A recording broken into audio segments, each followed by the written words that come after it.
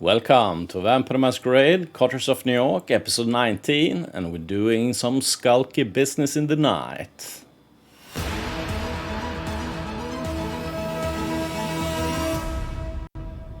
Welcome, I'm King Priam by night, we play Thane, the Toreador, and we have been doing some business behind everyone's back, or are we? Anyway, we have contacted the Onarchs, and let's see where this leads. Hopefully, you educated guesses based on the scraps of info you collected will be enough for Mia to call you.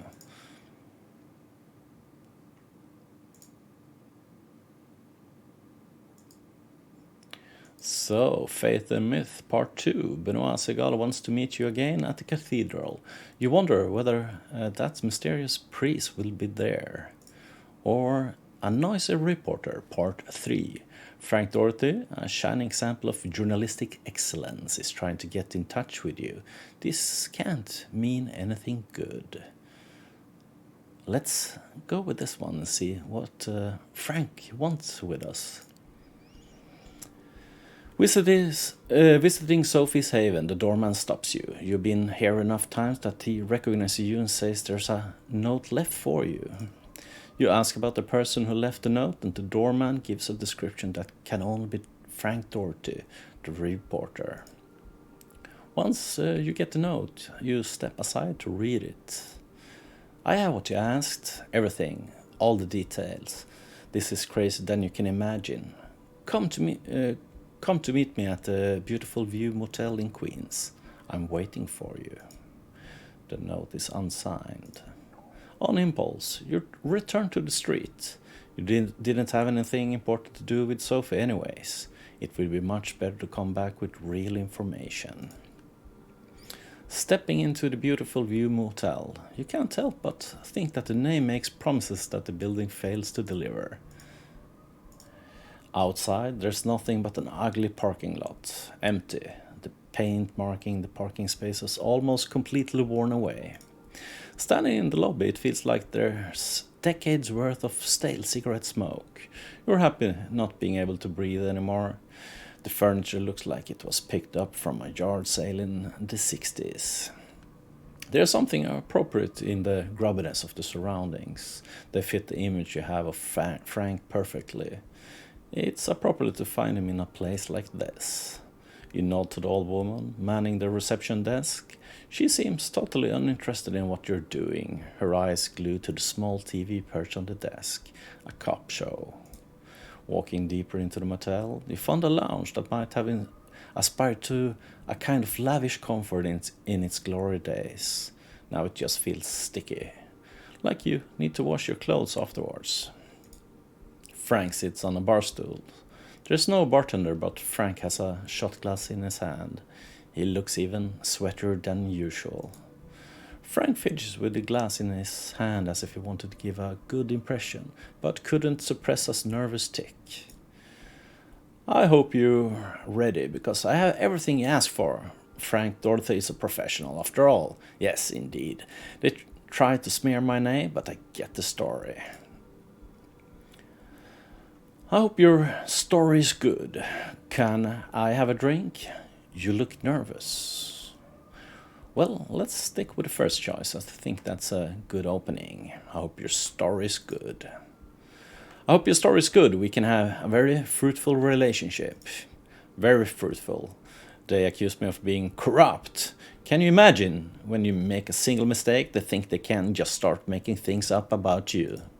Frank seems to be in a strange mood. Hard to read. Maybe it's just alcohol speaking, but something is off about him.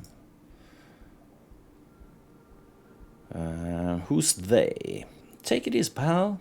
So, what have you got? Let's stick with this one. So, what do you got? So, what have you got?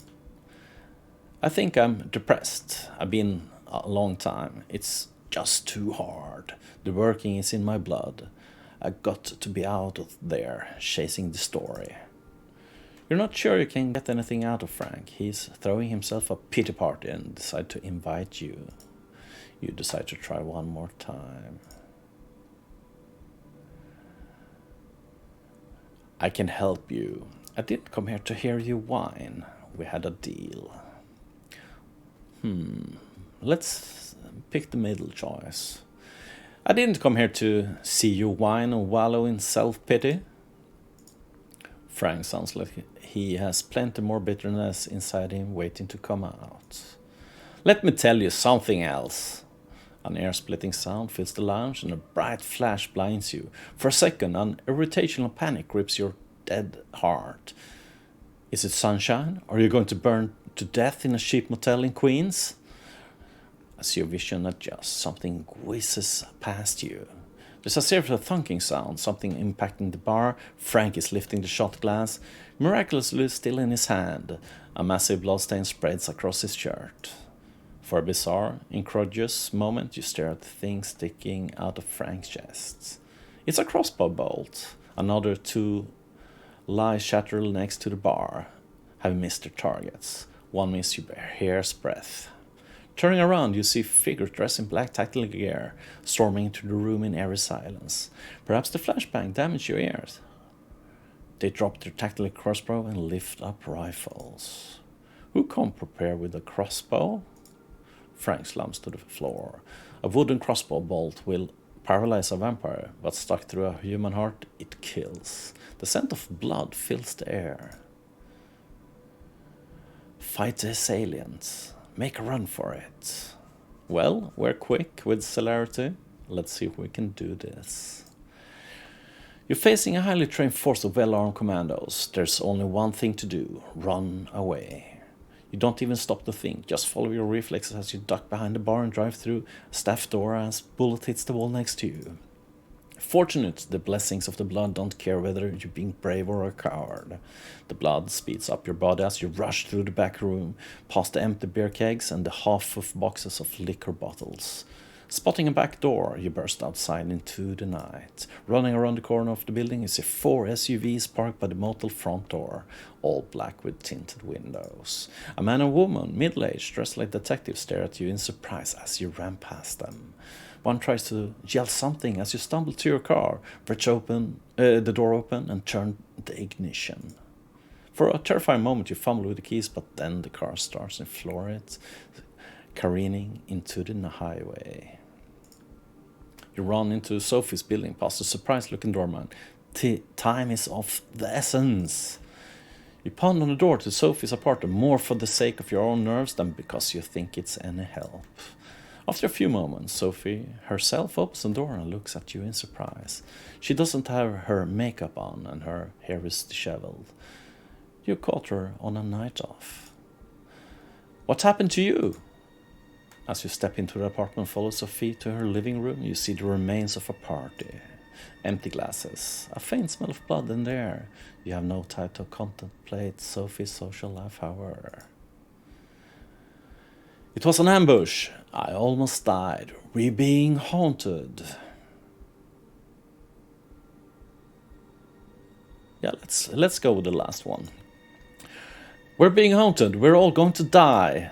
Sometimes I regret taking you under my wing. If you don't calm down, I'll feed you to whoever is after me. Sit down and stay calm. I'll check whether this apartment is still secure. You sit down, suddenly conscious of the once golfing experience between you and Sophie. She managed to stay alive for a long time and knows how to survive. You only hope that you'll survive along with her. For the next hour or so, you sit on Sophie's sofa, answering minute questions about Frank and the commandos who assaulted you. At intervals, she makes murmuring phone calls to mysterious contacts. After a longer while, Sophie lets you go. You should be safe, and more importantly, I should be safe too. I've taken measures to secure both of our havens, but keep your eyes open nonetheless. You leave Sophie's apartment and wonder whether you'd survive another ambush like this.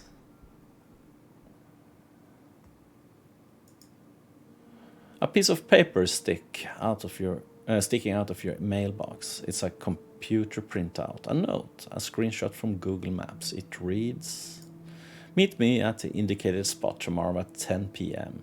I'll pick you up and we'll take it from there." No signature. The place marked on the map is the lookout point near Pier 1. just next to the Brooklyn Bridge. You check the phone that Mia passed on to you. No new messages, no missed calls. It's all a bit fishy, but there's only one way to find out who addresses this to you. Looks like tomorrow evening has been planned out for you.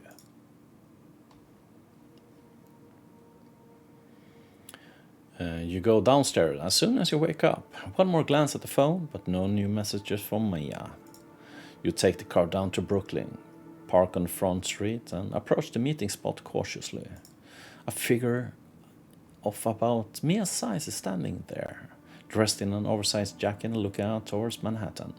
As you approach, you can hear her muttering something. Is it true? But I do not think it's true. If I do not think it's true, then it cannot be true. And if it cannot be true, then... Is that you, Mia? Are you the one who left the note? I'm supposed to meet somebody here. Yeah, let's go with the first one. Hey, Mia, is that you? The woman turns around. It's not Mia. Whoever it is, you have never seen her before. She looks perfectly plain and unmemorable. It is not her. It is you. You are me, and I am you. And we are here, and we are here. You turn around. 3 men, all of them burly and threatening, approach you. One of them takes the lead. So, you got the message? I did. Who are you? What is this about? I did. What now? Now, you'll come with us. The boss wants to meet you. Kaiser, Callahan, or Torque? Kaiser. I think it's the Anarchs. Let's try Torque. Oh, you mean Torque? What? You gotta be shitting me. Torque ain't the boss of jack shit. I mean boss Callahan, you dumbass. I suggest you get a move on. We got places to be. The voice of the woman keeps creeping into your consciousness. The litany of gibberish ever present throughout this entire conversation. The man cracks his knuckles. Or we can do it the hard way. Agree to go with them. Fight back. Celerity. Escape the trap. Yeah, let's stick with this one. Coming here was a mistake. It's time to blow this joint. You muscle tense in preparation for a sprint that will take you away from this place and back inside your car. An angelic voice fills your head. It's the woman. She's captivating. You can see it now. You can't take your eyes off her. You don't want to leave her. You need to see her future clearer, closer. A stake slams into your chest. The man who talked to you appears before your face, smiling a crooked smile. Funny thing, I thought he was making a run for it. Whatever. Load them onto the boats, boys. You're barely conscious. It's impossible to tell where they're taking you or how long it will take. A sucking sound with the clear sensation of having a cavity in your chest that wasn't there before. A deep voice breaking through the oblivion you're returning from.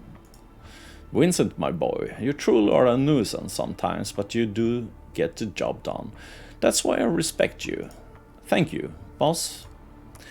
Sights come back to you. The owner of the deep voice is a curious sight, dressed in what can only be described as Victorian clothing, with a monocle and greyish-red hair. Is this Callahan? There we go. Coming to, are we? Heard you, spirited one. Eh, Vincent, is this fledgling spirited, would you say? Yeah, boss, sure, spirited. I believe you already know who I am. You're Boss Callahan. You're the Anarch Baron. You're a dumb-looking motherfucker. Well, let's be polite. You're Boss Callahan. Right you are. I'm guessing you know my role in this city. I represent the Anarch movement, while I'm not quite sure what you represent. I have invited you here to find out. Now, let me make myself perfectly clear. I am disappointed in you, truly disappointed, but I arranged this meeting to allow you to make amends. First, though, I have to make sure you understand what your infraction was. So, do you know why you're here? I feel like you're dying to tell me, because I work for Sophie Langley, because I wanted to meet with Torque. Because I wanted to meet Torque? Is it because I wanted to meet with Torque? Ah, yes, you're not stupid, so that's a nice change of pace. Torque is the reason you're here, or that little angry strumpet of his. I'm told, yes, Mia? Oh, how I'd love to get my hands on her gaunt neck and wring it until it breaks. But see, I'm a statesman. That's not the prudent thing to do. No, indeed. The prudent thing to do is tolerate both her and that blasted ebony skin mentor of hers. You folk call yourself Afro-American, correct? Ah, back in my day, we knew that being American meant, and it sure as hell didn't mean being black. Finished with your disgusting rant? Please just let me go. Take that shit back or else. Well, let's stick up to the man. You better take that dead shit back, old man, or else.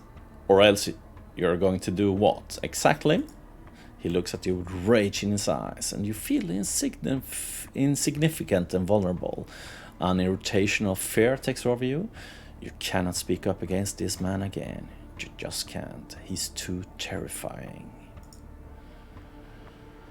Now that I have your full attention, I will request something from you, and you will obey me to the letter. But that comes later. First, you will answer a few questions. The first of which is, who pointed you to Mia? Sophie made me do it. Nobody. It was my idea. Well, he pissed me off. Let's be annoying. Nobody. It was my idea. Oh, really?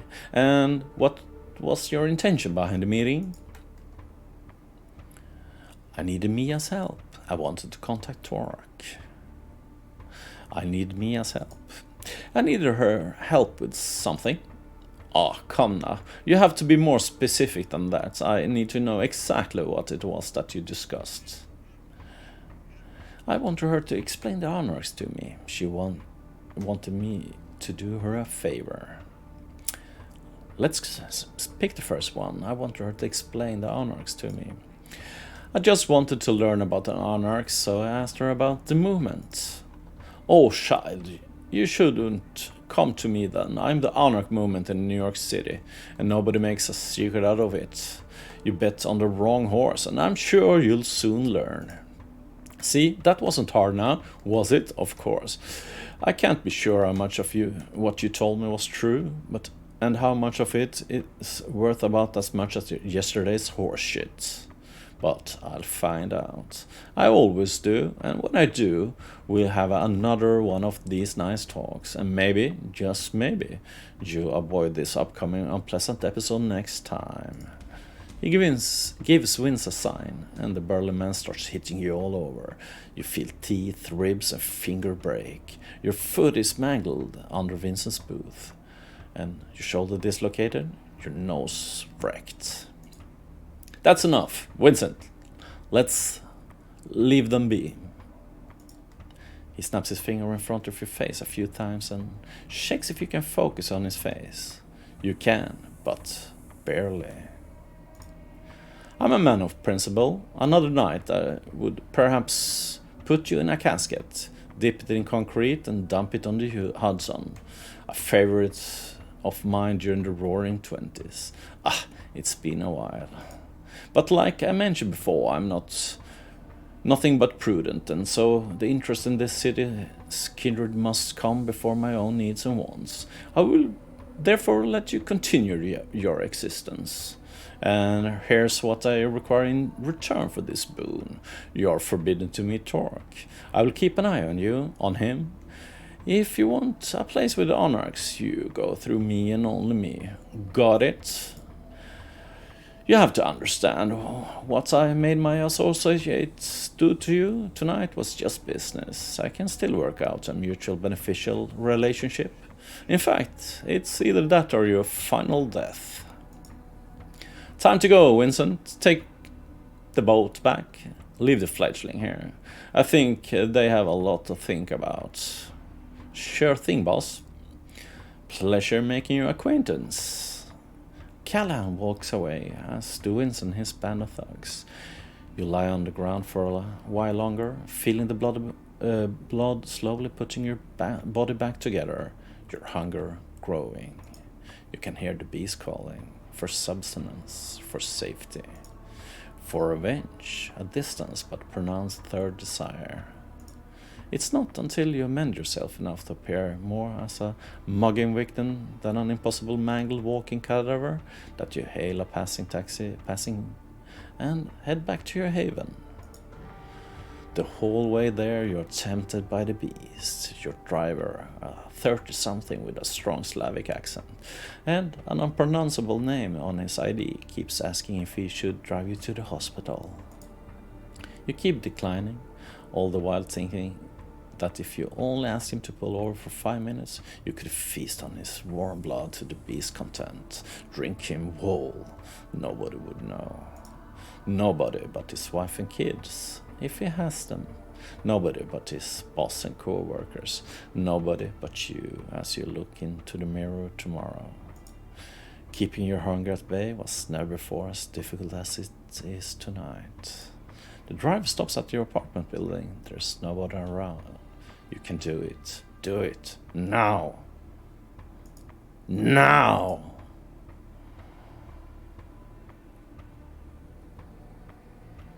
Give in to the beast call or resist the beast call? Well, we're outside our haven. It would be a bad idea bringing maybe the second Inquisition here. So let's resist. You pay the driver and walk out fast and leave the car behind. Don't look back. Look back, walk back, feed. No, through the door, up the stairs, key in the lock, open the apartment, walk in, lock yourself in. The familiar four walls of your haven are a blessing. The beast inside you keeps nagging, but you keep it at bay tonight. Not a small feat, given your state.